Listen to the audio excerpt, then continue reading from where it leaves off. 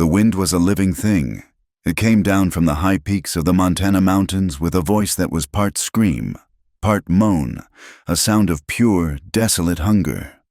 It scoured the land, stripping the last dead leaves from the aspens and sculpting the snow into waves and crests, monstrous shapes that shifted and collapsed in the gray, failing light of the late autumn afternoon. The world had been bled of its color, reduced to a dizzying vortex of white on white, of blowing snow against a sky the color of old iron. It was a landscape that made no room for men, an empire of cold that was utterly, profoundly indifferent to the small, warm struggles of life. Here in the heart of the blizzard, loneliness was not a feeling. It was a physical presence, as real and as crushing as the weight of the snow piling up against the pines. Tucked into a basin on the mountain's flank, sheltered by a thick stand of fir and a granite outcrop that broke the main force of the gale, sat a small, sturdy cabin. It was a dark, solid shape against the swirling chaos, its chimney breathing a thin, gray plume of smoke that was instantly torn apart and swallowed by the storm. Inside, Silas Blackwood moved with the quiet economy of a man long accustomed to being alone. At 35, his face was a map of his life, carved by a prairie sun and etched with a sorrow that had settled deep in the lines around his eyes. He ran a hand along the seam of the cabin's single window, feeling for the slightest draft, his touch methodical and sure, finding none. He turned back to the hearth. A low fire glowed there, a single point of warmth and color in the spare, dim room. He added a split log to the embers, nudging it into place with a poker until it caught, his movements precise and unhurried. He did not waste motion, just as he did not waste words. There was no one to speak to but the ghosts, and he had learned years ago that they never answered back.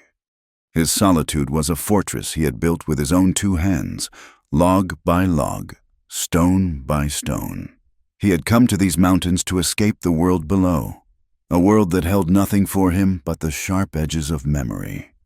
Sometimes, in the quiet moments between the chop of the axe or the whisper of the whetstone, they would surface unbidden, a phantom echo of a woman's laugh, light and free, carried on a summer breeze that no longer blew, the ghost of a small, trusting hand slipping into his, the fingers barely big enough to curl around one of his own. These flickers of a life that was over were a source of deep, abiding pain, an ache he worked tirelessly to suppress. He chopped wood until his arms burned and his mind was empty. He hunted until his legs gave out. He walled himself in, not just with logs, but with silence and routine, finding a grim kind of peace in the emptiness. He found a strange comfort in the storm raging outside. It was a perfect mirror to the howling emptiness within him. The wind screamed so he did not have to, the cold bit so he could feel something other than the numb, constant chill of his grief. The world outside was as stark and unforgiving as the one inside his own heart, and in that, there was a kind of harmony. Late in the day, as the light began to fade completely, he pulled on his heavy coat and went to check on his livestock. A small, snow-drifted lean-to abutted the cabin, offering meager shelter for his mule and a single, sturdy gelding named Jericho. The mule was placid, chewing its cud with dull indifference, but the horse was agitated. Jericho's ears were pricked forward, swiveling toward the impenetrable wall of the storm.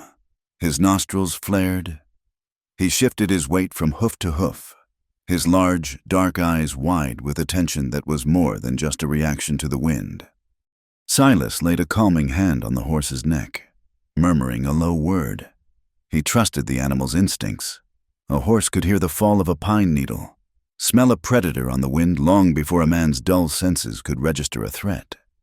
A prickle of unease traced its way up Silas's spine.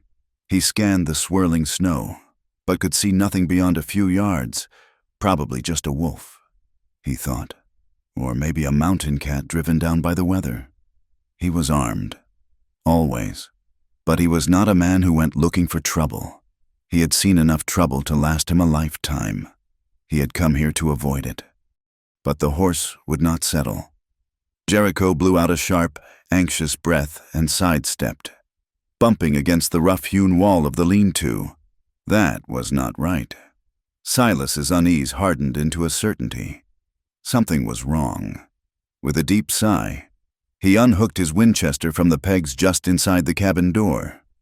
He did not expect to use it, but a man did not venture into a blizzard in these mountains unprepared. He pulled his hat down low, leaned into the wind, and began to walk, following the direction of the horse's unblinking stare. He moved a short distance from the cabin, squinting into the blinding, horizontal snow, his world reduced to a maelstrom of white. The wind tore at his coat, seeking every gap and seam, its icy fingers probing for his warmth. He was about to turn back, to dismiss the horse's anxiety as foolishness, when he saw it. He found her at the base of a lonely cluster of pines, their snow-laden branches drooping nearly to the ground. At first, he thought it was a deer, a pale splash of white against the white, a casualty of the storm. But as he drew closer, the shape resolved itself. It was a human form, curled in on itself, almost completely buried by the accumulating drifts.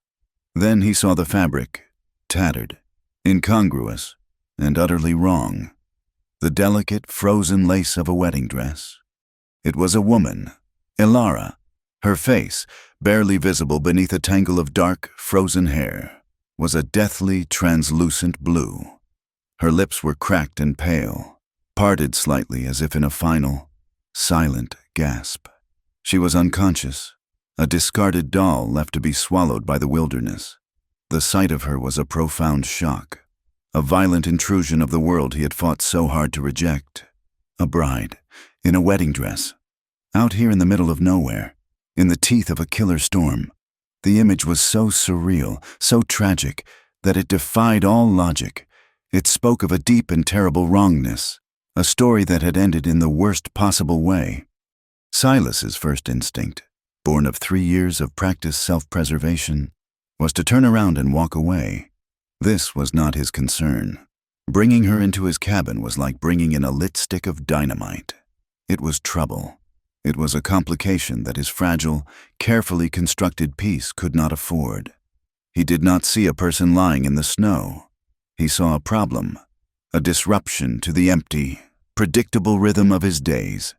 He had buried his wife and daughter. He was done with the business of caring for people. He had nothing left to give. He took a half-step back, the snow crunching under his boot. The wind howled, as if encouraging him to leave her to its cold embrace. But then, a flicker. Her eyelid, caked with ice, trembled for a barest second.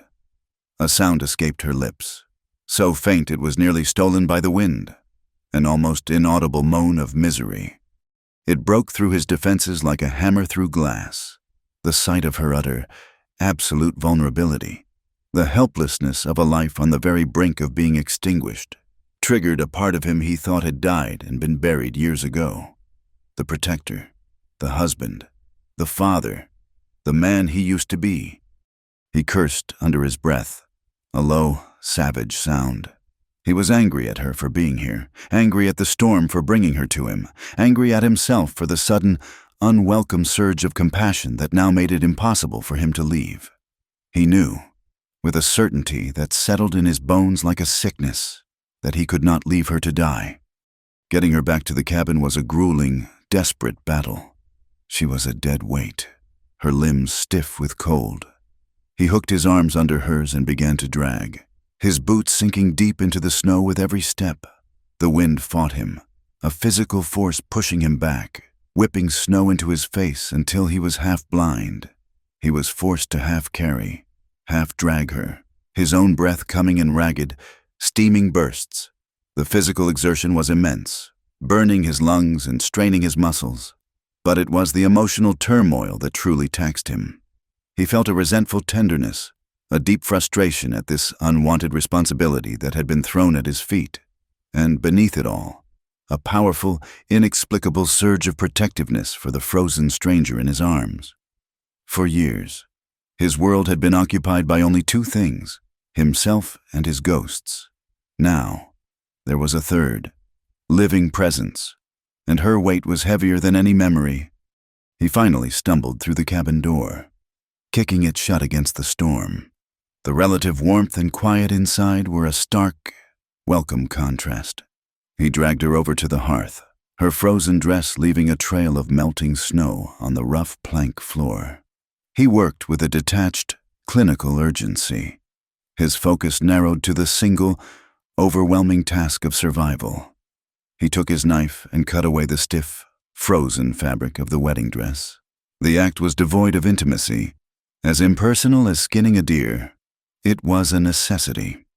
As the ruined dress fell away, he saw the bruises.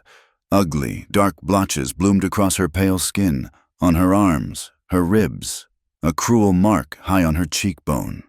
They were fresh, angry, and they told a story of a violent struggle. The sight deepened the mystery of her presence and kindled a slow, righteous anger in his gut. This was not just an accident. Someone had done this to her. He wrapped her in every blanket he owned, piling the thick wool and worn quilts high until she was just a mound on the floor before the fire. He worked quickly, ladling broth from the pot he kept simmering on the hob. He cradled her head and tried to force the warm liquid between her cracked lips, but most of it dribbled down her chin. Her body was simply too cold to function.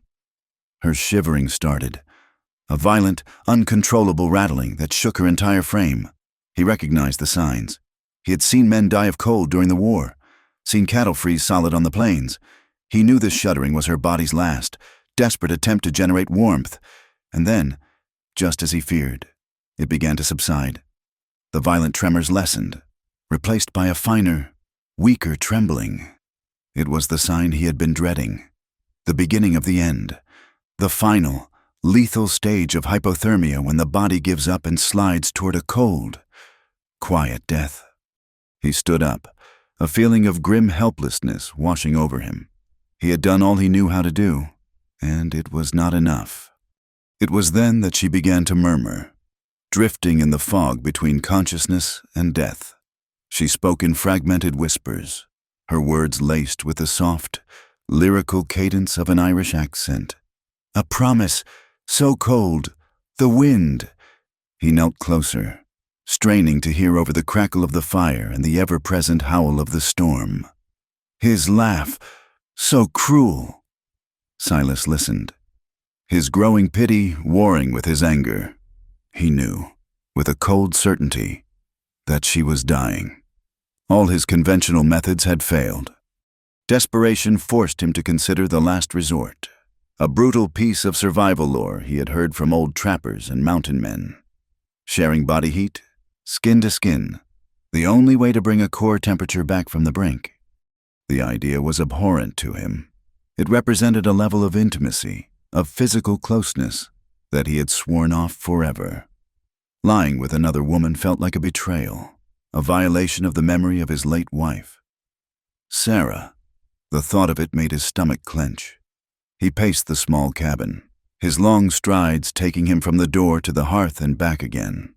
A caged animal trapped between his deep-seated resistance and the undeniable ticking clock of her life. The steady tick-tock of the simple mantel clock his wife had treasured seemed to be marking her final seconds. Each sound a tiny hammer blow against his resolve. This woman would be dead before morning if he did nothing. As if she could feel his struggle, her eyes fluttered open. They were unfocused, clouded with the haze of approaching death. But for a moment, they seemed to see him. Her gaze was not one of recognition, but of a primal, animal fear of the encroaching, final cold that was stealing the life from her limbs. Her voice was a barely audible, rasping whisper, the words breaking apart with the chattering of her teeth, a sound almost entirely swallowed by the shriek of the wind outside. "Please," she begged, the single word a monumental effort. "Stay warm, with me, tonight." It was not a plea of desire. It was a plea of pure, desperate, animal instinct for life, and it shattered the last of his resistance. He stopped pacing. The fight went out of him, replaced by a heavy, weary resignation, with a sigh that was part grief for the loss of his solitude, part sorrow for the choice he now had to make. He began to remove his own outer layers. He stripped down to his wool underclothes, the cold air of the cabin raising goose flesh on his arms. He lifted the corner of the mountain of blankets. He slid in beside her, his body stiff and awkward. The cold radiating from her skin was shocking, a damp, profound chill that felt like lying next to a corpse, with a final, shuddering breath of reluctance. He pulled her against him, wrapping his arms around her shivering frame, molding his body to hers. The act was intensely, uncomfortably intimate. He was acutely aware of every point of contact, his chest against her back, his legs tangled with hers, the softness of her damp hair against his rough cheek, the faint, shallow whisper of her breaths. He closed his eyes, trying to shut out the world, trying to pretend he was alone again with his ghosts. But he could not. She was real. She was here. He could only lie there in the firelight, a stranger holding a dying bride, offering the heat of his own life as a fragile shield against the storm, both the one raging outside the thin log walls, and the quiet, frozen ones that had taken up residence inside them both. The fire crackled, the wind howled, and in the heart of the vast, indifferent wilderness, two broken souls were bound together by the simple, desperate need to survive until morning. Dawn broke not with a sudden burst of light, but with a slow, quiet seepage. A pale, ethereal glow filtered through the cabin's small, frost-rimmed window, illuminating a world transformed. The blizzard had passed, its violent voice silenced. In its wake, it had left a landscape of profound, unearthly stillness. The mountains were a pristine canvas of deep, sculpted drifts, and every tree stood heavy-laden, its branches sheathed in a crystalline armor of ice that sparkled in the nascent sunlight. It was a beauty so pure it was deceptive, masking the brutal reality of the cold that had sculpted it. Inside the cabin, the fire had dwindled to a bed of soft, glowing embers. The oppressive howl of the wind had been replaced by a quiet so deep it seemed to have a weight of its own. Silas was awake. He had not slept. Every muscle in his body ached with a dull, stiff tension from the long, cold vigil of the night. The woman, Ilara, was still pressed against him, a warm, living weight he had grown acutely aware of over the hours. Her violent shivering had long since subsided, replaced by the deep, even rhythm of exhausted sleep. A faint flush of color, the barest hint of rose, had returned to her cheeks. She was alive. The immediate crisis was over, but as the pale light of morning crept across the floor, a new, more complicated reality began to settle in its place. He was no longer just a man in a cabin. He was a man in a cabin with a woman he had held through the night, a stranger whose life was now inexplicably tangled with his own. Carefully, so as not to wake her, he began to extricate himself from the mountain of blankets. He moved with a slow, deliberate gentleness that surprised even himself, an innate tenderness he thought had been buried along with his family.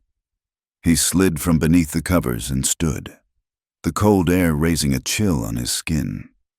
He dressed quickly and quietly, his routine actions a welcome and necessary anchor in the unsettling new quiet of the room. He rekindled the fire, adding small pieces of kindling until a flame licked upwards. Then a larger log. The familiar, comforting crackle of the burning wood began to push back against the silence. Ilara woke slowly, drifting up from a deep, dark well of unconsciousness. Her first sensation was the warmth. It was a gentle, enveloping heat that seemed to soak into her very bones, a feeling so profoundly comforting it was disorienting. It stood in stark, absolute contrast to her last coherent memory, a lethal, biting cold that had promised only oblivion. She opened her eyes. The light was dim. She saw the rough-hewn log walls of a small room, the dark, solid shape of a stone fireplace, and the unfamiliar silhouette of a man standing with his back to her, tending a pot over the flames.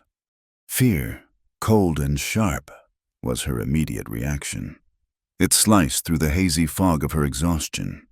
She clutched the thick wool blankets to her chin, her mind a confusing, terrifying jumble of fragmented images. Who was this man? Where was she? The last thing she remembered clearly was the wind, a relentless scream in her ears, the memory of cruel words, hissed with contempt, the searing, explosive pain of a blow to her head, and then only the cold. Silas sensed her wakefulness, a subtle shift in the atmosphere of the small room. He turned from the fire, the ladle still in his hand. His expression was unreadable, his face a mask of weathered stoicism that revealed nothing. He ladled some of the thin broth into a tin cup and approached her. His voice, when he spoke, was low and gruff. It was not unkind, but there was no gentleness in it either. It was the voice of a man who kept his feelings locked away. "Drink this," he said, holding out the cup. "You will need your strength." She flinched back, her eyes wide with mistrust. He stopped, holding the cup steady. He did not press closer. He simply waited. After a long moment, her desperate thirst and the savory smell of the broth won out over her fear. Her hands trembled as she reached out and took the cup, her fingers brushing against his. The contact was brief, but it felt like a jolt of lightning in the still air. She drank greedily, the warm liquid a balm to her cracked lips and raw throat. When she finished, she found her voice. It was a weak, hoarse whisper. "Where am I?" "My cabin," he answered, his sentences short, clipped. "In the mountains." Who are you?" "Silas Blackwood." He answered her questions but offered nothing more. He explained how he had found her in the snow during the storm, how he had brought her here. He spoke of the blizzard, of her frozen clothes, of the need to get her warm, but he deliberately, carefully, avoided any mention of how, precisely, he had accomplished that. The memory of the long, dark hours they had spent pressed together, his body giving heat to hers, hung unspoken in the air between them, a shared intimacy that was too raw and too strange to acknowledge. His detachment was a defense, a conscious effort to rebuild the walls of his solitude that her desperate plea had shattered. Over the next several days, a slow, cautious routine developed between them. They were two strangers trapped in a confined space, separated by a chasm of unspoken trauma and mutual unease. Alara's physical recovery was gradual. The deep, penetrating cold had left her weak, and a fever took hold, leaving her shivering and delirious in her pile of blankets. She was plagued by feverish dreams that made her cry out in her sleep, and when she was awake, she would often fall into long periods of deep, sorrowful silence, her eyes fixed on the dancing flames in the hearth, her mind 1,000 miles away. Silas tended to her with a reluctant diligence. He cooked simple meals of salted meat and broth. He melted snow for water, and he kept the fire stoked day and night, ensuring the cabin stayed a bastion of warmth against the lingering winter chill. But he was deeply, profoundly uncomfortable with her presence. Every time he looked at her vulnerability, at the simple fact of her female presence in his home. It was a constant, stabbing reminder of the family he had lost. She was a living echo of Sarah and Lily, and her presence made the ghosts in his cabin feel more solid, their absence more acute. The emotions she stirred in him, pity, anger, a frustrating sense of responsibility, were emotions he had tried for years to bury. He often retreated outside, seeking solace in the familiar solitude of the snow-covered landscape. He would spend hours chopping wood, the rhythmic thud of the axe a meditation, the physical strain a welcome distraction from the turmoil inside the cabin. He would talk to his horse, Jericho, the low murmur of his voice lost in the vast, white silence. The outdoors was his sanctuary, a place where he could be alone with his grief, and he found himself seeking its cold comfort more and more. While her body slowly mended, Ilara's psychological healing was far slower, far more fraught. Her memory, fractured by the trauma and the cold, returned to her in painful, non-linear flashes. The world of the cabin, Her only reality now became a minefield of triggers. A glimpse of the roaring fire might suddenly conjure the image of a man's furious eyes, lit with a cold, cruel light. The taste of the salted meat Silas cooked might recall, with a sickening lurch, the rich, celebratory meal that had been planned for her wedding. A shadow in the corner of the room could, for a terrifying instant, take the shape of a man raising his hand to strike. These fragments, sharp and painful as shards of broken glass, began to coalesce. Over the days, in the long hours of fever and silence, they arranged themselves into a coherent, horrifying narrative. The story of how she came to be found half dead in a blizzard, wearing a wedding dress. The breaking point came one evening, 5 days after Silas had found her. Her fever had finally broken, leaving her weak but clear-headed for the first time. The shadows were lengthening outside, painting the snow in hues of deep blue and purple. Inside, the cabin was filled with a heavy, expectant silence, broken only by the crackle of the fire. Silas sat at his small, rough-hewn table, cleaning his rifle, the methodical scrape and click of the tools the only sound. Ilara pushed herself up on one elbow. Her voice, when she spoke, was quiet and trembled slightly, but it held a new, clear note of intention. "You should know," she said. Silas stopped his work, looking over at her. He did not speak, but his stillness was an invitation to continue. "You saved my life, Mr. Blackwood. You deserve to know whose—" She took a deep, shuddering breath. "My name is Ilara O'Connell." And then the story poured out of her. It was a confession born of fever, of the profound isolation of their situation, and of a desperate human need to be heard, to have her truth known by at least one other soul. She told him everything. She spoke of growing up an orphan in Ireland, a life of poverty and dwindling hopes. She had seen an advertisement in a newspaper for a mail-order bride, a chance to start a new life in America, a land that promised so much. It had felt like her only escape. The man she was to marry was Richard Beaumont, the only son of the wealthiest rancher in the entire territory. She recounted her long journey across the ocean and then the vast continent. A journey filled with a naive, fluttering hope for a future of safety and belonging. She told him of her first meeting with Richard. He had been everything the letters promised: handsome, charming, a true gentleman on the surface. But even then, she admitted, there had been something cold in his eyes, a possessive gleam that had made her uneasy, a feeling she had dismissed as foolish nerves.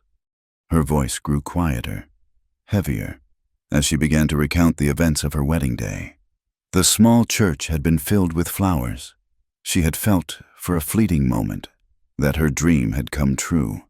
Just before the ceremony, Richard's mother, a proud, sharp-faced woman who had always looked at Ilara with disdain, had asked to see the small, faded locket she always wore around her neck. Inside was a tiny, painted portrait of her parents. The Beaumonts had been led to believe, through the careful wording of the matrimonial agency, that she came from a respectable, albeit poor, family.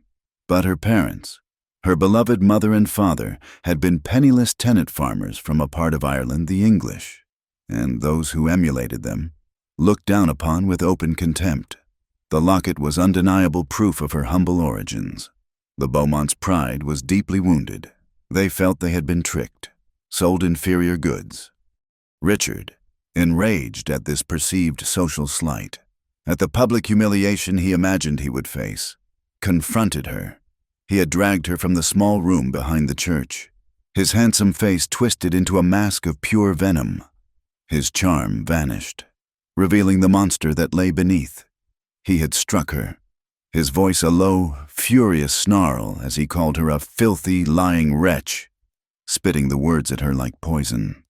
When she had tried to fight back, to defend herself, his rage had escalated into a terrifying, brutal violence. He had shoved her into a wagon just as the first flakes of the blizzard began to fall. He drove her out into the wilderness, the wind whipping her thin wedding dress around her legs. He had laughed. She whispered, a sound that would haunt her forever. He told her that if she wanted to die in the dirt like her parents, he would be happy to oblige. And then he had left her there. He had pushed her from the wagon into the rapidly deepening snow, her wedding dress torn, her body bruised, her hopes shattered, and drove away, leaving her to be erased by the storm. As she finished her story, the tears she had held back for days finally fell, silent tears that traced paths down her pale cheeks. It was a story of a dream turned into a nightmare, a story of betrayal, of brutal prejudice against the poor and the foreign, and of a profound, unimaginable cruelty. Silas listened without a single interruption, his hands still on the parts of his rifle. As she spoke, he felt the stoic facade he had maintained for years begin to crack and crumble. Her pain, so raw and so deep, resonated with his own. He saw in her story the same innocent hope that his wife, Sarah, had carried in her heart, the same simple dream of a good life. And he saw the same brutal, senseless way the world had reached out and extinguished it. Ilara's tragedy did not diminish his own. Instead, it made his long dormant grief feel fresh and sharp again, a wound torn open. When she was finally quiet, the only sound in the cabin was her soft weeping and the crackle of the fire. The wall of Silas's detachment was gone, washed away by the tide of her sorrow. He no longer saw her as a problem, an intrusion. He saw her as a fellow survivor, another soul who had been shipwrecked on the cruel shores of this life. In a moment of unguarded empathy, he heard himself speaking, his own voice rough with an emotion he had not allowed himself to feel in years. He did not tell her everything, not all the small, painful details that still haunted his nights, but he shared the hard, solid core of his tragedy. "I had a wife," he said, his eyes fixed on the fire. Her name was Sarah, and a daughter. "Lily," he paused, swallowing against the tightness in his throat. "They died, on the trail west, a few years back. Cholera." He spoke of his own powerlessness, of the horror of watching the two people who were his entire world waste away before his eyes. And there was nothing, absolutely nothing, he could do to stop it. "I came up here to get away," he finished, his voice barely a whisper.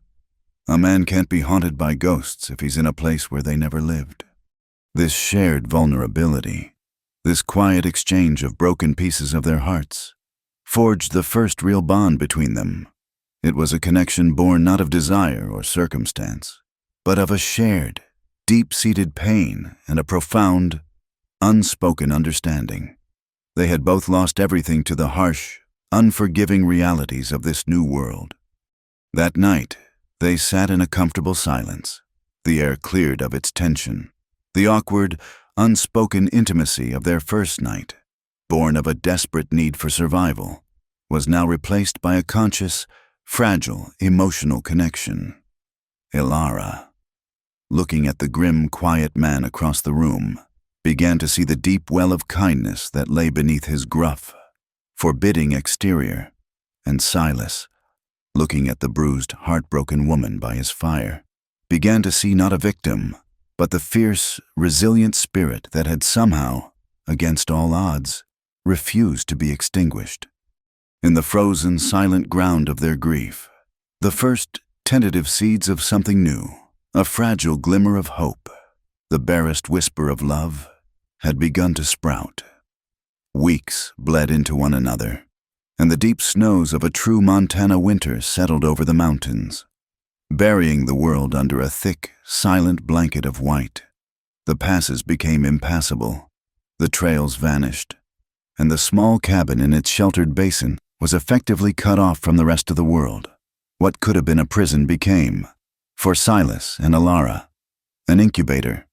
The forced, profound isolation stripped away everything but the bare essentials of survival, and in doing so, it forged a bond between them that was as strong and elemental as the landscape itself. The cabin, once Silas's stark fortress of solitude, slowly, almost imperceptibly, transformed into a shared home. Ilara's presence softened the harsh edges of his existence in 1,000 small ways. After the first week of her recovery, her initial weakness gave way to a surprising, quiet resilience. She refused to be an invalid, insisting on helping with the daily chores that governed their lives. She learned to cook on the heavy cast-iron stove, her first attempts at biscuits turning out as hard as rocks, a failure that drew the first genuine, rust-hewn laugh from Silas in years. She learned to gauge the heat of the fire, to make a passable stew from dried meat and beans, to fill the small space with the warm, comforting smells of baking bread.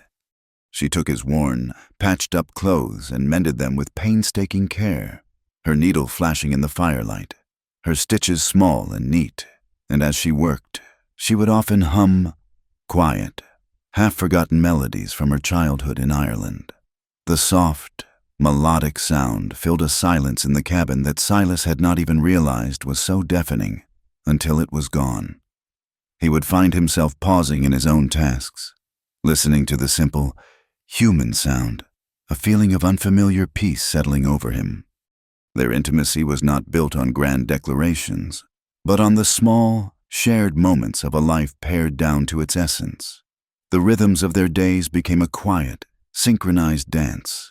Silas, in turn, began to teach Ilara the rhythms of his life, the skills needed to survive in this beautiful, unforgiving land. He showed her how to read the tracks of animals in the fresh snow, pointing out the delicate, branching print of a grouse and the heavier, deliberate tread of a deer. He taught her how to bank the fire with ash at night, so that a bed of glowing embers would be waiting for them in the cold, dark morning. And then, he taught her how to use the rifle. He brought the heavy Winchester down from its pegs one crisp, clear afternoon. "You need to know how," he said, his tone leaving no room for argument. Ilara stared at the weapon as if it were a coiled snake. Its cold, dark metal and wooden stock seemed to radiate a menace that went beyond its function. The sight of it, the very idea of holding it, brought back a rush of fear, a phantom echo of the violence she had endured. The power to harm, to take a life, was a terrifying thing. "I cannot," she whispered, shaking her head. Silas did not push. He simply laid the rifle on the table. "In this country," he said, his voice calm and steady, "the ability to protect yourself is not a choice. It is a necessity. It is the difference between living and dying." He was patient. He started by simply having her hold it, to feel its weight and balance. His hands gently guided hers, showing her where to place them, his calloused fingers brushing against her own. The casual, instructional touch sent a current of unexpected warmth through her. He stood behind her, his chest a solid presence at her back, his low voice a constant murmur in her ear as he explained the mechanism, the sight, the gentle squeeze of the trigger. The lessons were charged with an unspoken tension, a growing physical awareness that had nothing to do with the weapon and everything to do with their proximity. The first time she fired it, at a knot on a distant pine stump. The explosive roar made her flinch, and the powerful kick bruised her shoulder. But the shot struck true, splintering the bark. A strange, unfamiliar feeling coursed through her. As the weeks went by and her aim improved, her fear was gradually, steadily replaced by a sense of empowerment. She was no longer just a victim of a man's brutal strength. She held power in her own hands now. She was learning to be a survivor. Their conversations, once stilted and cautious, deepened in the long, dark evenings. They shared more stories of the lives they had lived before the storm had thrown them together. Ilara spoke of Ireland, and as she did, Silas saw a world far different from the one Richard Beaumont had scorned. She painted pictures with her words, not of poverty, but of rolling green hills that seemed to go on forever, of folklore and songs passed down through generations, of a strong, close-knit community where neighbors helped each other through hard times. She spoke of the life she had lost, the simple dreams she had carried, and in doing so, she reclaimed a part of herself that had been stolen. Silas, in turn, opened a door to his own past that he had long kept bolted shut. He began to share cherished, specific memories of his wife and daughter. He spoke of the way Sarah's hair had always smelled of the wild lavender she used to crush between her fingers.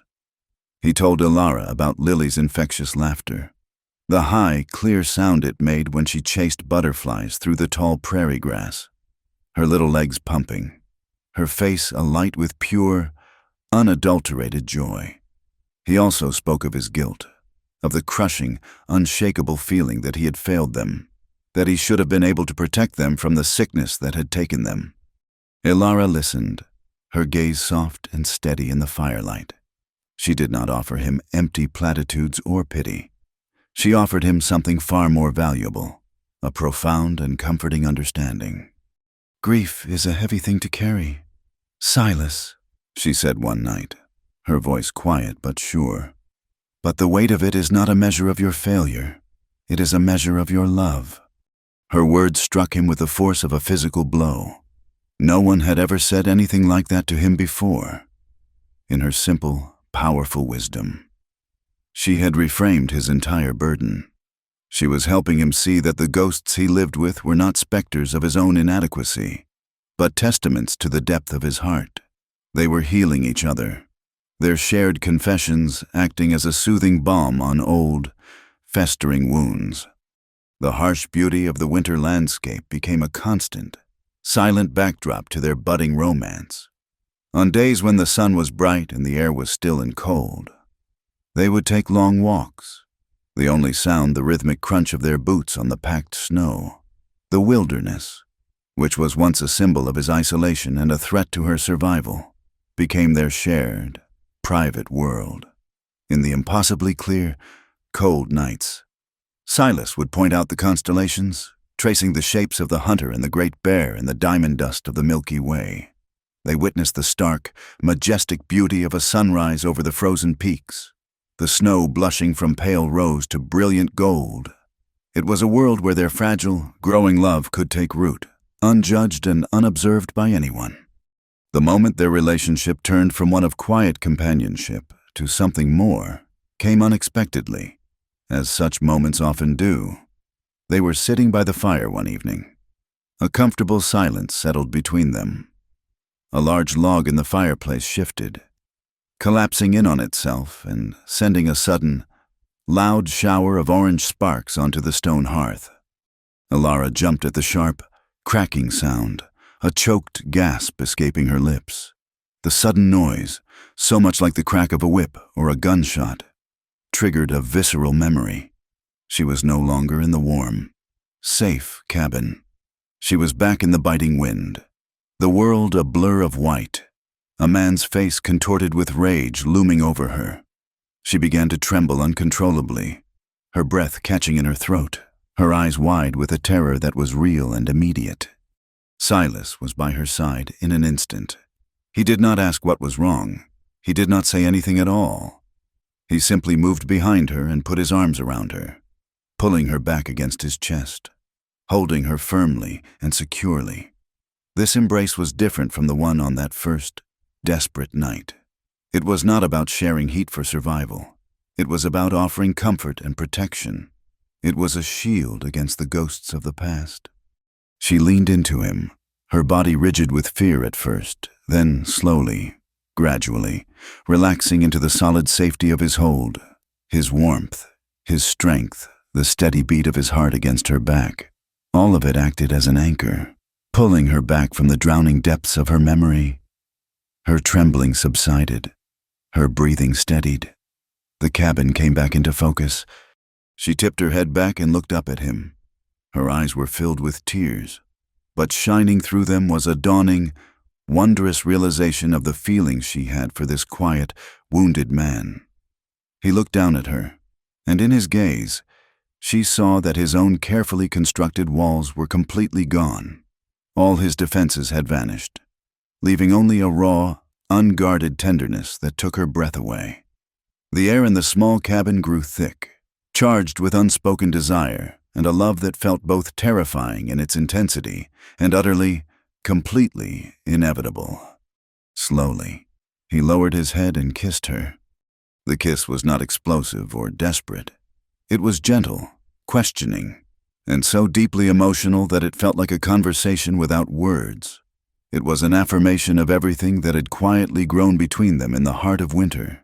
The shared grief that had forged a bond, the mutual respect that had blossomed into admiration, and the profound, life-altering affection that had taken them both by surprise. It was a promise of a new beginning, a single moment of pure, unadulterated hope in their secluded world. Following that first kiss, their relationship blossomed into a passionate, loving partnership. The last barriers of reserve and caution fell away, and they came together with an urgency that had been building for months. They made love, and for both of them, the act was a powerful communion. For Elara, it was a reclaiming of her own body, an experience of intimacy based on trust and tenderness, washing away the memory of violence and fear. For Silas, it was a reawakening of a part of himself he thought had died and been buried on the prairie, a return to a world of warmth and connection he never expected to know again. They found a simple, profound joy in their life together. Their laughter, once a rarity, now echoed frequently in the small cabin. They dared to dream of a future. Their hushed conversations late at night filled with plans for a small ranch in a green valley, maybe a family of their own someday. For a brief, idyllic period, as the winter held the world at bay, they existed in a perfect, fragile bubble. Their love a roaring fire that kept the endless cold and the ghosts of the past at a safe distance. But the outside world, and the winter, could not be kept at bay forever. As the days grew longer and the sun gained strength, the first signs of the thaw began. The snowpack started to shrink, and the sound of melting water dripping from the eaves became a constant, gentle rhythm. Their isolation was coming to an end, with their supplies running low. Silas knew he had to make the long trip to a distant trading post, a journey that had been impossible for months. He went alone, leaving Elara with the rifle and a promise to return in 3 days. The trading post was a rough, bustling place, a hub of noise and news and strange faces that felt jarring to Silas after his long seclusion. While he was trading his furs for flour, salt, and coffee, he overheard a conversation between 2 ranch hands from a neighboring valley. The name they spoke made his blood run cold. Beaumont. They spoke of the powerful Beaumont family and the strange, scandalous story of the rancher's son, Richard. His new Irish bride, they said, had turned out to be a common thief. She had supposedly stolen a horse and a string of her new mother-in-law's pearls and run off on their very wedding day, disappearing into the blizzard that had swept through the territory. The men chuckled, remarking on Richard's poor taste in women. Then, one of them lowered his voice. Heard Richard's put a bounty out for her, $100 for any information on where she is. He's telling everyone she is a dangerous criminal, but the way I hear it, he just wants her found, quietly. The idyllic peace of the cabin was shattered in that single, overheard sentence. The threat of Richard Beaumont was not a memory. It was a living, breathing danger. He was not just letting Elara go. He was actively hunting her, controlling the narrative, painting her as the villain to cover his own monstrous deeds. The threat was real, and it was approaching. A dark, menacing shadow fell over Silas's newfound happiness, forcing him to confront the brutal fact that their private, protected world was about to collide with the violent, prejudiced one that lay just beyond the mountains. The thaw came on with a sudden, relentless urgency, as if the mountains themselves were sighing in relief after the long, hard winter. The sun, climbing higher in the sky each day, beat down on the snowpack, and the world began to weep. Water trickled, then ran, then gushed from every slope and hollow. The pristine, silent landscape of winter dissolved into a muddy, treacherous terrain of slick rock and greedy soil. The erosion of the snow was a perfect, grim metaphor for the erosion of Silas and Elara's protected world. Their bubble of isolation had not just been pierced, it was melting away entirely, leaving them exposed and vulnerable. Silas's news from the trading post hung heavy and cold between them, a poison that leached the warmth from their small cabin. The blissful domesticity they had cultivated in the deep winter vanished, replaced by a tense, watchful anxiety. The comfortable silences were gone, now filled with the unspoken weight of what was coming. The fear that had subsided in Alara returned, but it was different now. It was not the panicked, helpless terror of a victim, but the sharp, focused fear of a soldier before a battle, a fear that honed the senses and hardened the resolve. Silas became a man perpetually on guard. His Winchester was no longer just a tool for hunting. It was an extension of his arm, always within reach. He moved with a new, predatory quietness, his eyes constantly scanning the tree line, reading the landscape not for its beauty, but for its threats. He would stand at the window for long stretches, his gaze fixed on the distant, muddy track that was the only way into their basin, his jaw set in a hard line. They both knew it was only a matter of time before they were found. The bounty was a leash, and Richard Beaumont was pulling it tighter every day. Their conversations, once filled with shared memories and quiet dreams, now revolved around the stark, brutal calculus of survival. One evening, as the last of the sun's light bled from the sky, Silas laid out the hard truth. "We could run," he said, his voice low. "Pack what we can carry and head north, up into the high country or west, over the divide. Try to lose ourselves in the territories." He looked at her, his eyes full of a grim honesty. "But you need to know what that means. The Beaumonts own most of the land for 100 miles in every direction. Their influence stretches farther than that. We would be fugitives, always looking over our shoulders, always waiting for the tap on the shoulder or the face in the crowd. It is no life. Alara." He was offering her an escape, a hard and uncertain one, but an escape nonetheless. In the first days after he had found her, she would have taken it without a second thought. She would have run until her legs gave out. But the woman she was now was not the same one he had pulled from the snow. She had faced death and survived. She had found her own strength in the quiet solitude of the mountains. She had found a home. She had found love. She looked from Silas's weary face to the sturdy log walls of the cabin, to the stone hearth where their fire burned, a steady, warm heart in the center of their lives. She had been a victim once. She would not be one again. "No," she said, her voice quiet but as steady and unyielding as the granite peaks outside. "He already took everything from me once, my hopes, my dignity. He will not take this. This is our place." She met his gaze, her own burning with a fierce, protective light. "I will not let him take it from me.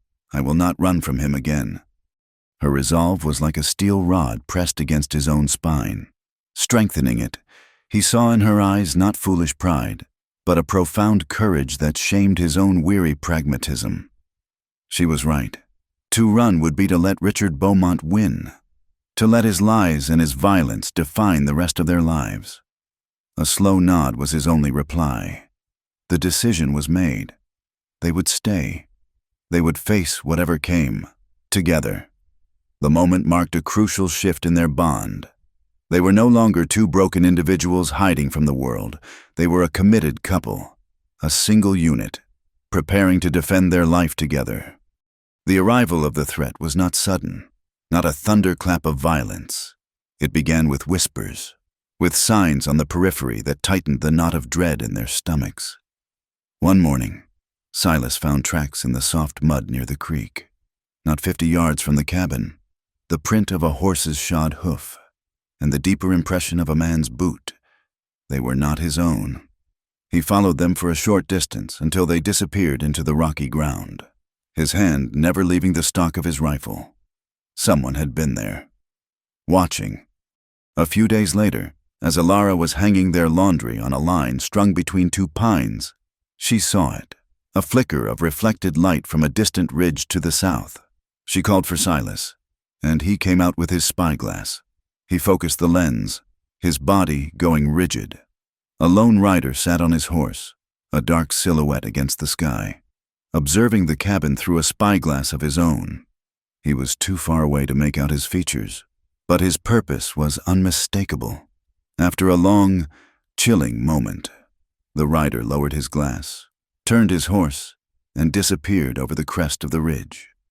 The psychological pressure mounted with each passing day. The wilderness, their former sanctuary, now felt as if it were closing in. Its familiar sounds twisted into precursors of violence. Every snap of a twig in the woods was a footstep. Every agitated call of a blue jay was an alarm. Sleep became a shallow, fitful thing, and they took turns keeping watch through the long, dark hours of the night. Their small cabin was no longer a home. It had become a lonely outpost under siege. The confrontation, when it finally came, happened on a cool spring morning. The air was fresh and clean, full of the scent of damp earth and new pine growth. The world felt reborn, which made the arrival of the old, ugly threat all the more jarring. Silas saw them first, 4 riders picking their way up the muddy track into the basin. Richard Beaumont did not come with an army of hired guns, as they had half expected. His strategy was far more insidious. He came with 2 of his most loyal ranch hands, burly men with hard faces, and the local sheriff, a man named Miller. Silas recognized Miller, a man in his 50s with a drooping mustache and a weary, indecisive look in his eyes. He was a man whose loyalties, Silas knew, were not to the abstract concept of the law, but to the tangible wealth and power of the Beaumont family.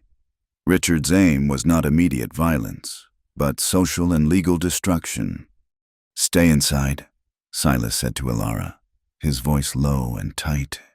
He took his Winchester from its pegs and stepped out onto the porch, letting the cabin door swing shut behind him. He did not raise the rifle, but held it cradled in his arms, a clear but not overly aggressive statement. The 4 riders reined in their horses a respectful distance from the cabin. Richard Beaumont dismounted with a fluid, confident grace.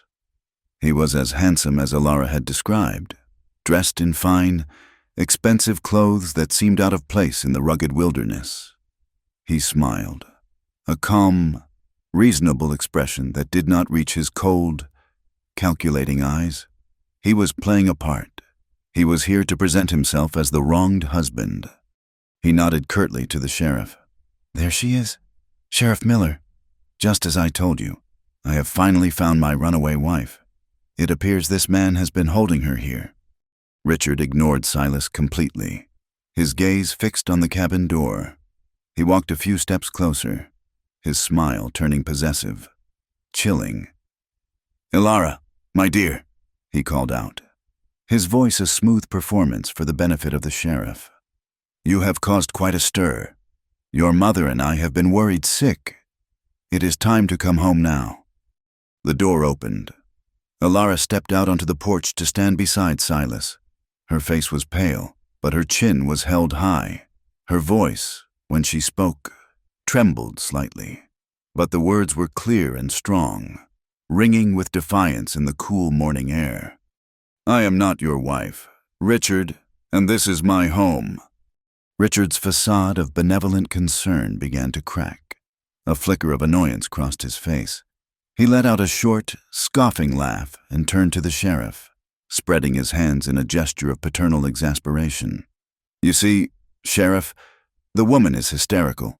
The ordeal has clearly affected her mind, and this man," he said, finally acknowledging Silas with a gesture of utter contempt, "this squatter, this mountain hermit, is obviously holding her against her will. Who knows what manner of things he has done to her these past months?" He was a master of his craft, playing on every social prejudice of the era. The untrustworthy, wild loner against the civilized, wealthy landowner, the hysterical, unreliable woman against the calm, rational man.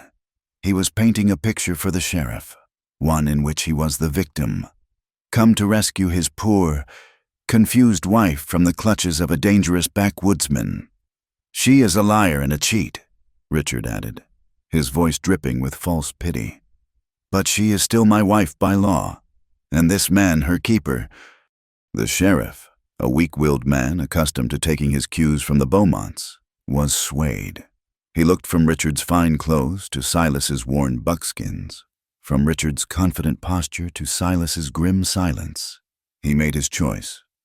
"Blackwood," Sheriff Miller said, his voice gruff with an authority he did not truly possess. "Put the rifle down. Ma'am, you will come with us. We will sort this out back in town." This was the critical moment, the turning of the screw. Alara felt a surge of cold dread. It was happening just as Richard had planned.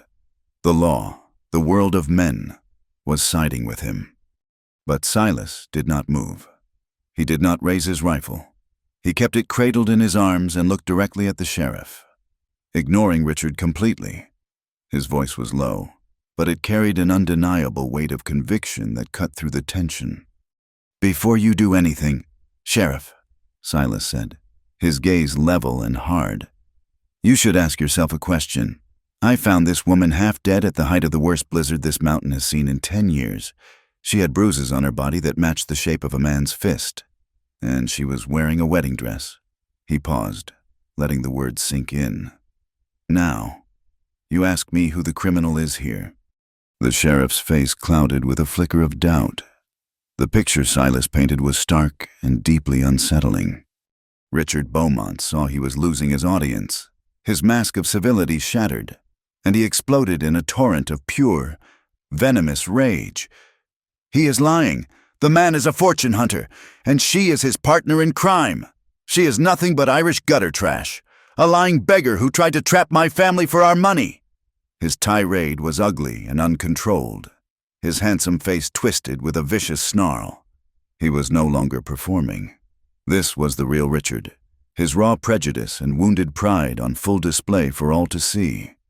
But the climax of the scene belonged to Alara. As Richard spewed his poison, something inside her broke free. Her fear was burned away in a sudden, clarifying fire of cold, righteous fury. She stepped forward, away from the protection of Silas's side, and faced her tormentor. Her eyes locked on Richard, and he actually took a half step back from the force of her gaze. She did not scream or cry. Her delivery was chillingly calm, her voice ringing with an absolute, unshakable truth that commanded the attention of every man present. She spoke to the sheriff, but she never took her eyes off Richard. "On my wedding day," she began, her voice steady, "his mother discovered that my parents were poor Irish farmers. This offended Mr. Beaumont's pride. He dragged me from the church. He struck me, again and again. Each word was a stone dropped into a deep, silent well. And when I was bruised and bleeding, he put me in a wagon and drove me out into the wilderness as the storm began. He told me to die, and then he laughed as he left me in the snow." She finally turned her gaze to Sheriff Miller, her eyes blazing. He did not want a wife, Sheriff. He wanted a possession he could show off, and when he found out I was not what he had paid for, he tried to throw me away like garbage. The silence that followed was profound, broken only by the sigh of the wind in the pines.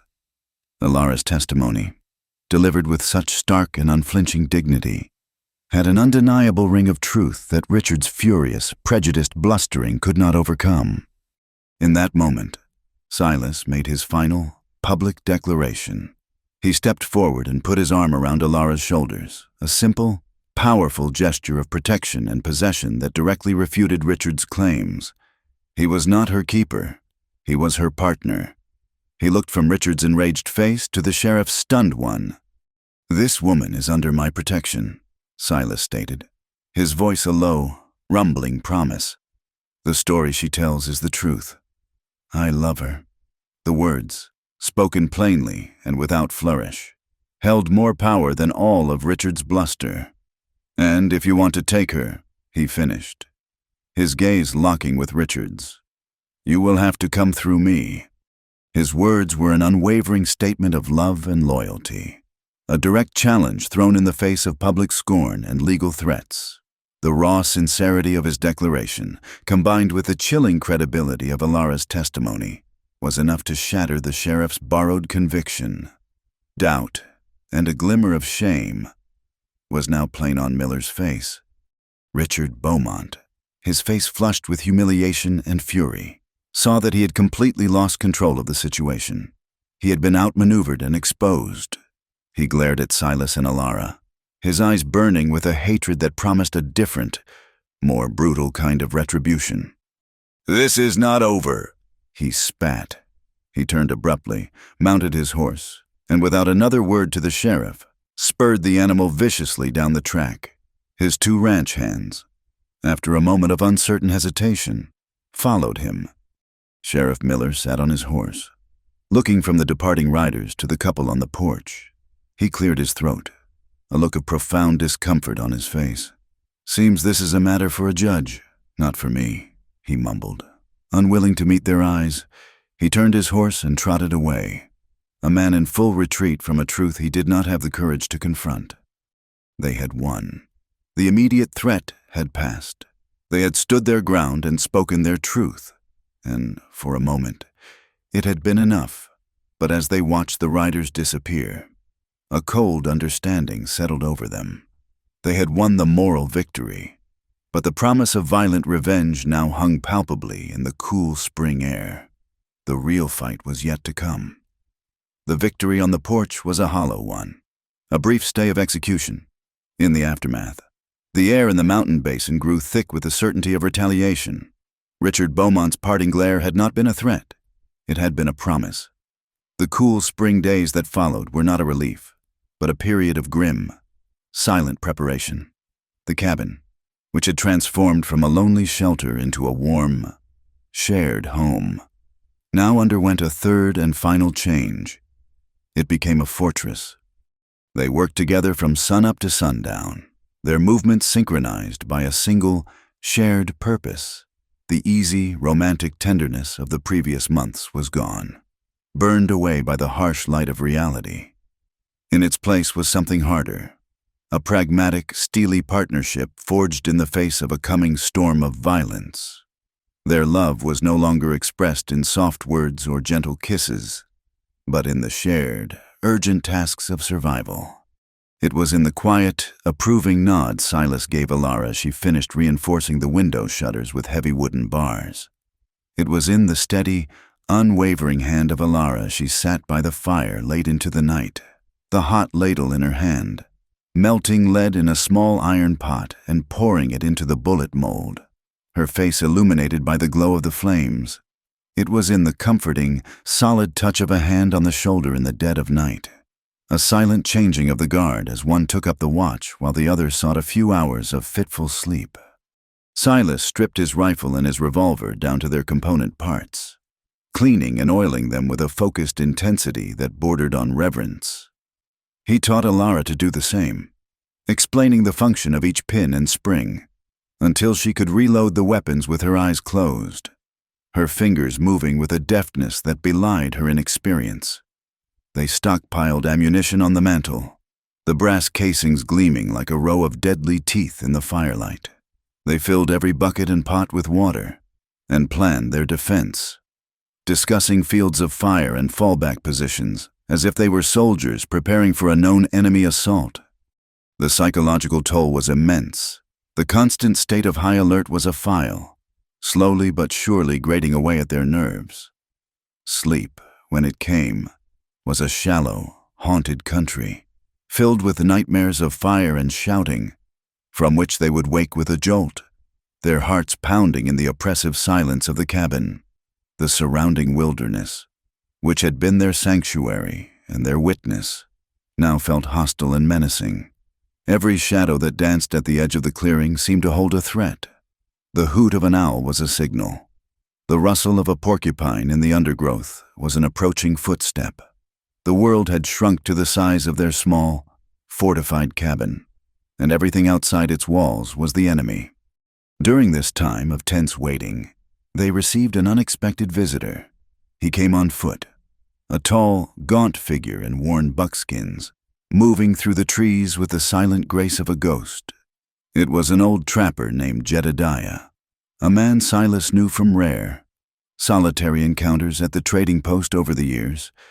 Jedediah was a man of few words and firm principles, his face a roadmap of hard winters and lonely decades spent in the high country. He accepted a cup of coffee and got straight to the point, his voice a low, gravelly rumble. "Heard some talk down at the post," he said, his pale blue eyes fixed on Silas. "Some of Beaumont's men, drunk and loose-lipped. They were talking about the runaway bride and about the hermit who was keeping her." He took a slow sip of the coffee. The things they were saying, it did not sit right. Sounded like the kind of story a rich man pays to have told. He looked over at Alara, his gaze not unkind.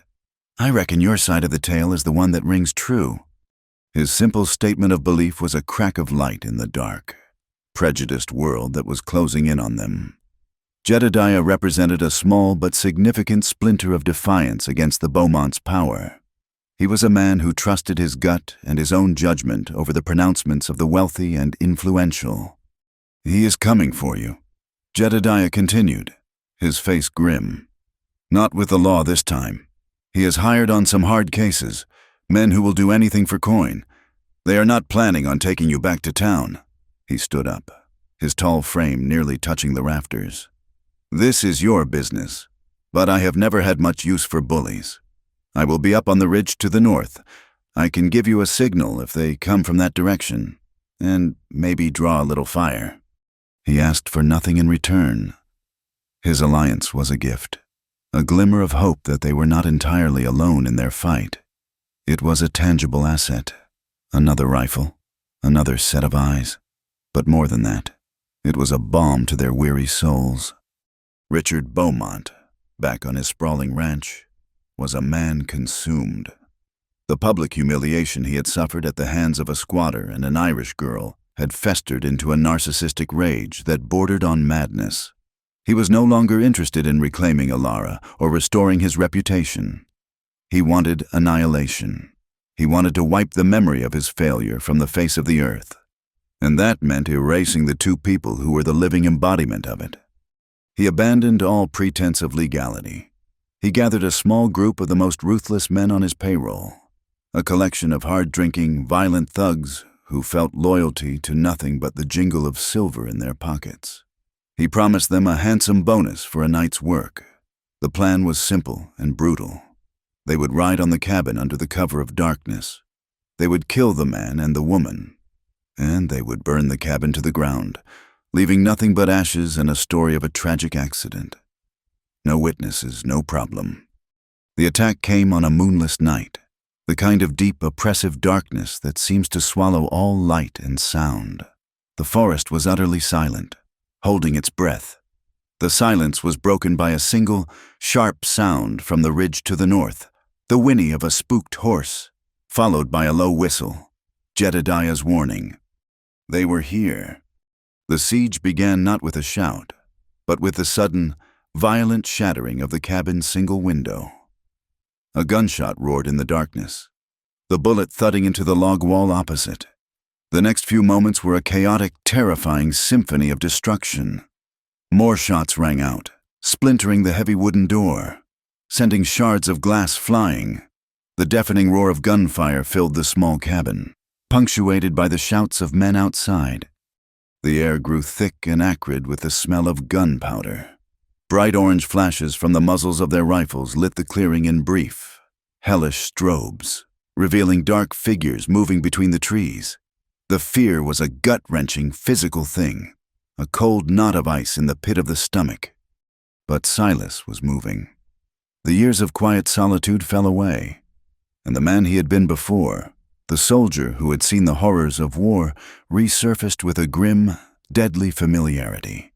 He moved with a cold, focused calm, his actions economical and precise. He pushed Alara toward one of the side windows, a narrow slit he had cut for just this purpose. "Stay low," he commanded, his voice a low growl that cut through the din. "Do not fire unless you have a clear shot. Make everyone count."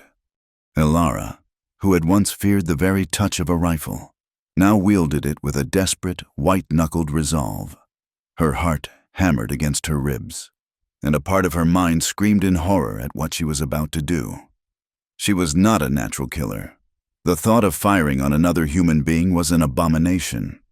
But as she peered through the narrow opening and saw the dark shapes advancing on the home she had fought so hard for, as she felt Silas take his position beside her, a fierce, protective instinct overrode everything else. The drive to protect him, to protect the life they had built together, was stronger than her fear. She was no longer a passive victim of a man's rage. She was fighting back. A shot rang out from the high rocks to the north, a deeper, heavier report than the others. One of the figures in the clearing crumpled to the ground with a cry. Jedediah. His intervention gave them a crucial advantage, drawing attention and fire away from the cabin, but it also made him the primary target. "The old man in the rocks," Richard Beaumont's voice, tight with rage, cut through the chaos. "Take him down!" A volley of gunfire erupted, directed not at the cabin, but upwards, toward the old trapper's position. The muzzle flashes lit up the ridge, and bullets sparked and ricocheted off the granite boulders. "Jedediah!" Silas shouted, a useless warning lost in the roar of the guns.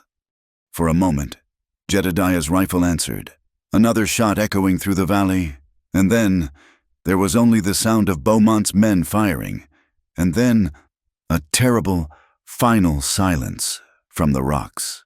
The loss was a devastating blow, a moment of profound grief and white-hot anger in the midst of the chaos. Jedediah's sacrifice, the selfless act of a man standing up for what was right, underscored the terrible, bloody cost of justice in this lawless land. A wave of pure, cold rage washed over Silas, sharpening his senses, fueling him with a ferocity that was terrifying in its intensity. He began to fire with a deadly, methodical rhythm, his shots finding their mark, driving the attackers back to the cover of the trees. The battle culminated in a direct, primal confrontation. Beaumont, mad with fury and frustrated by the resistance, broke from cover, a lit torch in his hand. He ran toward the cabin and flung the torch onto the dry timbers of the roof at the corner. The resin-rich pine caught instantly, flames licking upwards into the dark night sky, as thick, choking smoke began to fill the small space. Richard crashed through the weakened door, his revolver in his hand, his face a mask of insane fury, intent on finishing them himself. Silas met him head-on. There was no time for guns. He lunged, tackling Beaumont and driving him to the floor. Their fight was a brutal, desperate struggle in the flickering, hellish light of the spreading flames. It was not a duel of honor, but a clumsy, violent brawl. Two men fueled by pure hatred, grunting and cursing as they wrestled for dominance on the floor, their fists finding flesh with sickening thuds. While they were locked in their life-or-death struggle, one of Beaumont's remaining thugs appeared in the shattered doorway, raising his pistol to take aim at Silas's exposed back. Ilara saw it. In that split second, all her fear, all her hesitation, vanished. There was no thought, only a pure, unwavering instinct to save the man she loved. Without a moment's hesitation, she raised her rifle, sighted down the barrel, and fired. The shot was deafening inside the cabin. The man in the doorway staggered back, a look of stunned surprise on his face, before collapsing into the night. The moment was the culmination of her transformation. She had taken a life. The horrifying act would forever change her, but it also solidified her role as an equal partner in their survival.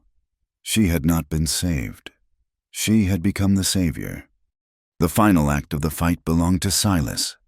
Ilara's shot had momentarily distracted Richard, and in that instant, Silas gained the upper hand. He slammed Richard's hand against the floor, forcing him to drop his revolver. With a final, desperate surge of strength, he rolled on top of him, his hands closing around Richard's throat. Beaten, disarmed, and pinned beneath the stronger man, Richard's arrogance finally shattered, replaced by a sniveling, pathetic fear. "Please," he choked out, his eyes wide with terror. "Mercy, I will give you anything." For a single, agonizing moment, Silas hesitated.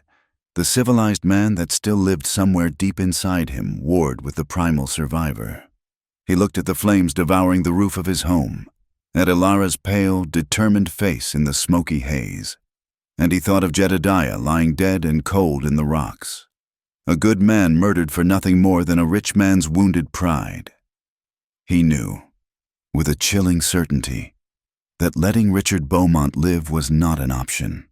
The man's poison, his hatred, and his influence would never stop spreading. Justice, in this place, at this moment, was not something that could be left to courts and judges. It was brutal, and it had to be final. His hesitation passed. The definitive sound of a single, final gunshot echoed through the valley, silencing Richard Beaumont forever. The battle was over. They had survived. Silas staggered to his feet, pulling Ilara into his arms as the burning roof began to groan and collapse. They stumbled out into the night, away from the heat and the smoke. Their home was burning, their friend was dead, and they were left standing in the smoldering ruins of their life, the acrid smell of smoke in their lungs, forever marked by the terrible violence of the night. The sun rose on a scene of utter devastation. The world, washed clean by the darkness, was revealed in all its brutal, surreal detail. Where their sanctuary and home had stood just hours before, there was now only a smoking, blackened skeleton. The sturdy log walls were charred ribs, open to the sky. The stone chimney stood like a lonely, defiant tombstone in the center of the ruin. The air, which should have been filled with the clean, sharp scent of pine and damp earth, was thick and heavy with the smell of burnt wood and the unforgettable, coppery tang of death. The beautiful, wild landscape that had witnessed the quiet blooming of their love now bore the deep, ugly scars of their violent struggle. The ground was churned to mud, littered with spent shell casings, and stained with the dark patches of spilled blood. Silas and Ilara moved through the ruins like ghosts, their bodies a single, comprehensive ache, their ears still ringing with the deafening memory of the gunfire. The reality that they were alive, that they had survived, had not yet fully penetrated the thick fog of shock and exhaustion. The victory felt bitter and hollow, a prize that had cost them everything. Their first act, before the sun had fully cleared the eastern peaks, was one of reverence and grief. They did not speak of it. They simply knew what had to be done. Together, in a silence that was heavier than any words, they began the climb up the steep, rocky slope to the north, to the place where Jedediah had made his stand. They found the old trapper wedged between two granite boulders, his long rifle still clutched in his hands. He looked as if he had simply fallen asleep. His face, weathered by 100 seasons, was peaceful in death, his pale blue eyes staring, unseeing, at the vast expanse of the morning sky. There was a quiet dignity to him. Even now, he had died as he had lived, alone, in the mountains he loved, on his own terms. Ilara's breath caught on a sob, but she quickly suppressed it. This was a moment for a sorrow that ran deeper than tears. Silas knelt beside the old man, his movements stiff and weary, with a gentleness that seemed out of place in his large, calloused hands. He closed Jedediah's eyes. They had a spare blanket, one that had been with the horses, and they wrapped their friend's body in it, a final, inadequate gesture of warmth and respect. Carrying him down the treacherous slope was a slow and difficult task, a solemn, shared burden. They did not speak, their breathing the only sound breaking the profound silence. Silas chose a spot for the grave under the branches of a tall, ancient pine tree on a small rise overlooking the valley. It was a place where Jedediah would have an uninterrupted view of the mountains he had called home. Silas took the shovel, its blade half melted from the fire, and began to dig into the hard, rocky soil. The physical labor was a raw, necessary outlet for the grief and rage that was knotted inside him.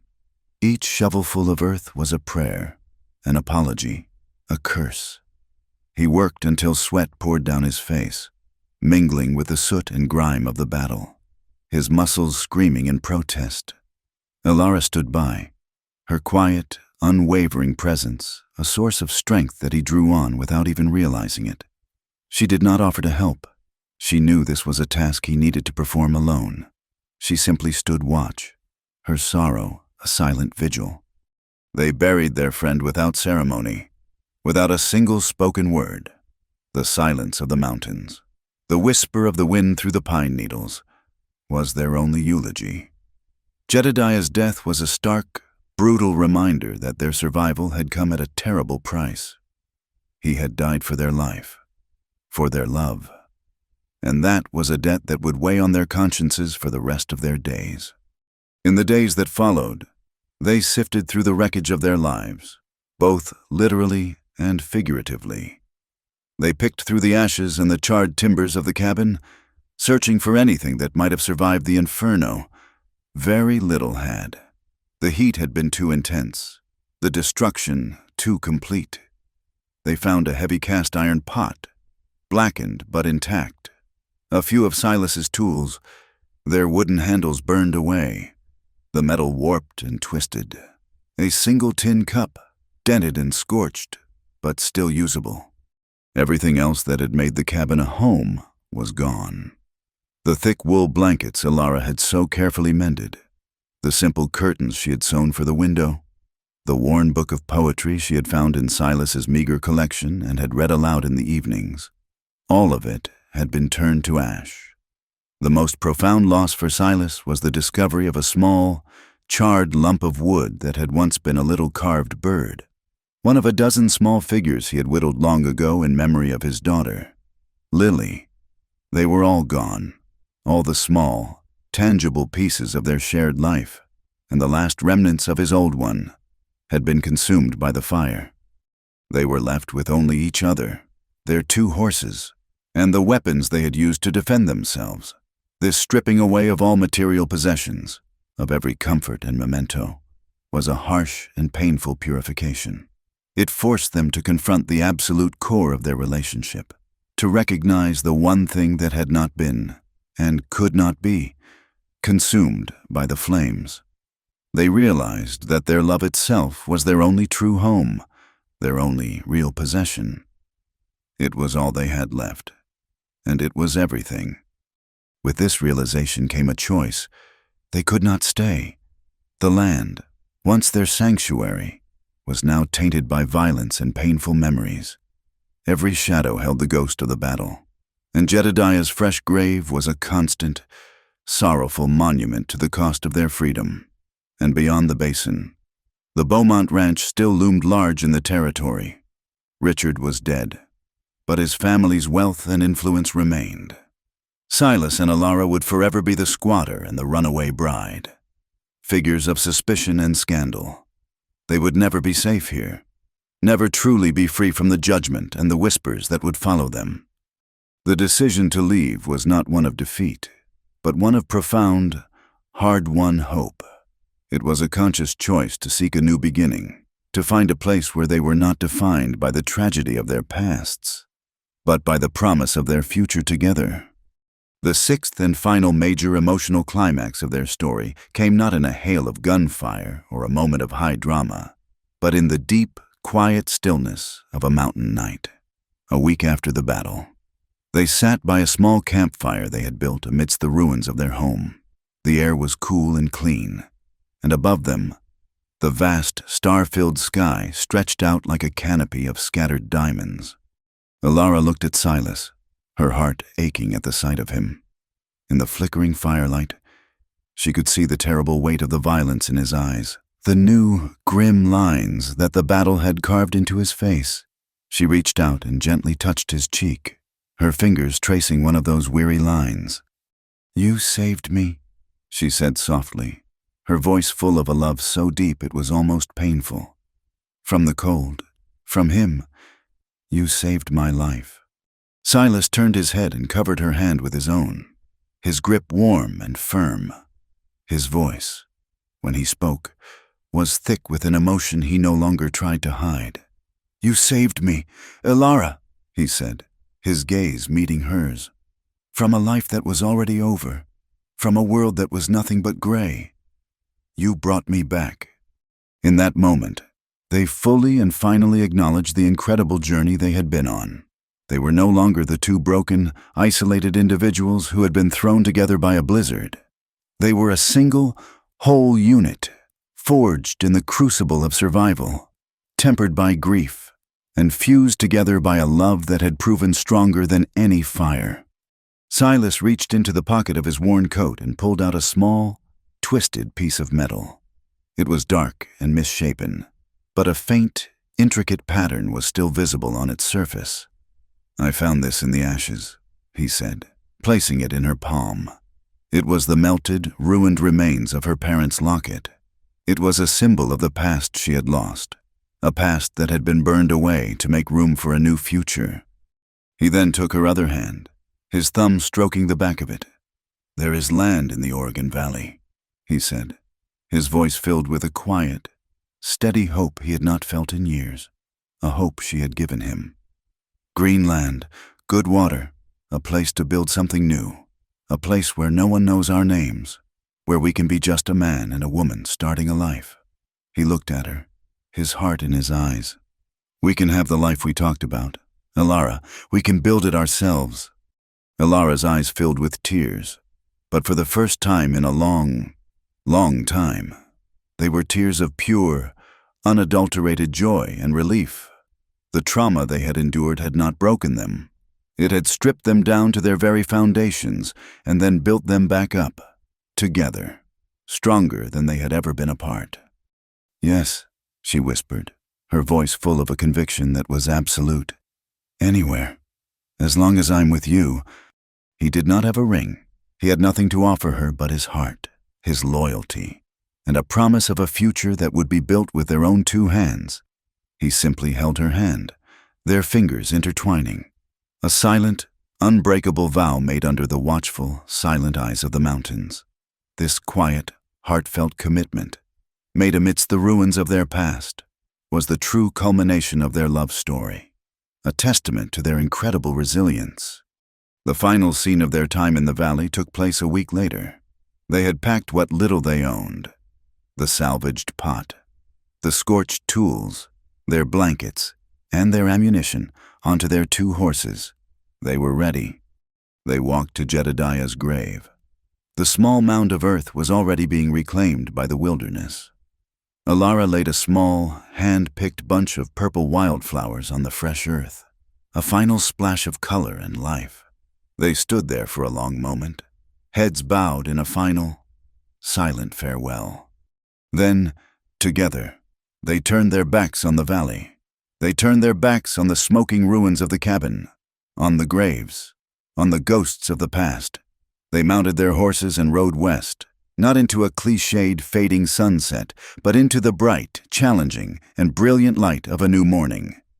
The narrative of their future unfolded before them in the vast, open landscape ahead. The rolling hills and distant blue mountains were no longer a threat, no longer a symbol of their isolation, but a promise of endless, unknown possibility. They rode side by side, not speaking, comfortable and complete in the shared silence that had become their own private language. The story closes on a final, enduring image of them, two small, resolute figures moving through a vast landscape, their long shadows trailing behind them, forever bound by the blizzard that brought them together and the fire they survived, ready to build a new life on the unshakable foundation of a love that had proven stronger than any tragedy.